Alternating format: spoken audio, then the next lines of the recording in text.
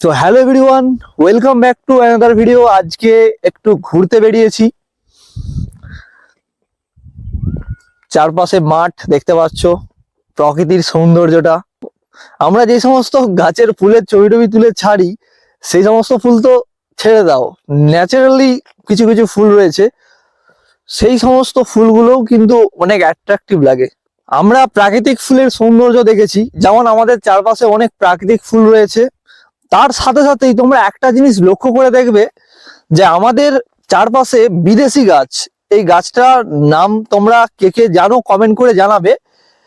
এই গাছটা সকলের ক্ষতি করছে।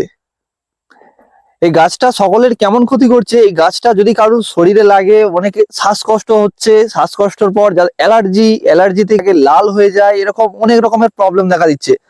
এই গাছটা ভালো করে দেখাও, এই গাছটার কি নাম কে কে জানো অবশ্যই কমেন্ট করে জানাও। এবং এটা আমাদের বাস্তুতন্ত্রের কতটা ক্ষতি করছে তোমরা জানো না, আর দেশি গাছগুলোকেও নষ্ট করে দিচ্ছে। এই গাছটা ধীরে ধীরে নিজের বংশ বৃদ্ধি করছে।